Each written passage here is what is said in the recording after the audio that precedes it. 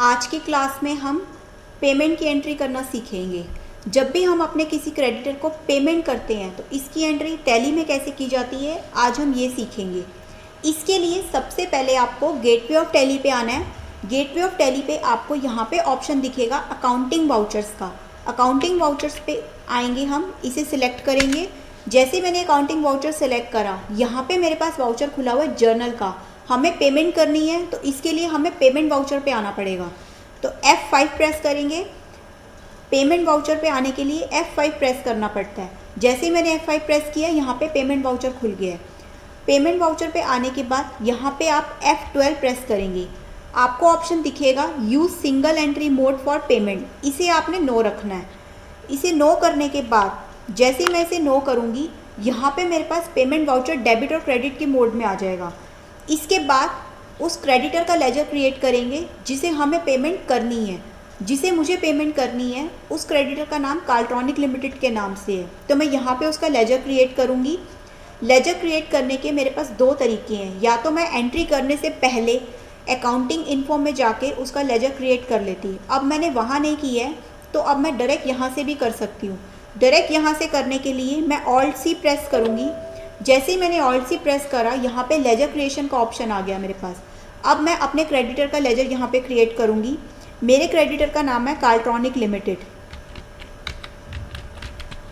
तो कार्लट्रॉनिक लिमिटेड के नाम से लेजर क्रिएट करूँगी मैं यहाँ पे। कार्लट्रॉनिक लिमिटेड मेरा सन्ड्री क्रेडिटर है क्योंकि मुझे उसे पेमेंट करनी है। अकाउंट्स में हमने पढ़ा था कि जिसे भी हमें पेमेंट करनी होती है वो हमारे क्रेडिटर्स होते हैं। तो इसे मैं सन्ड्री क्रेडिटर में रखूँगी। मेंटेन बिल बाय बिल को मैं नो रखूँगी। इन्वेंट्री वैल्यू को भी नो।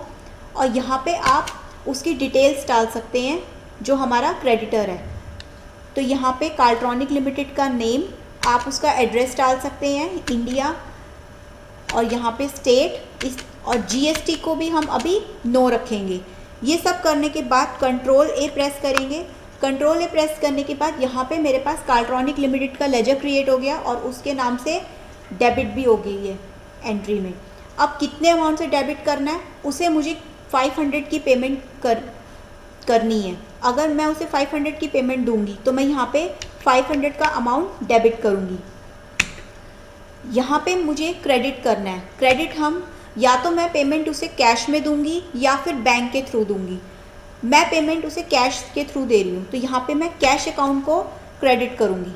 जैसे ही मैंने कैश अकाउंट को क्रेडिट करा, यहाँ पे 500 रुपीज़ मेरे पास ऑटोमेटिकली क्रेडिट हो गए हैं।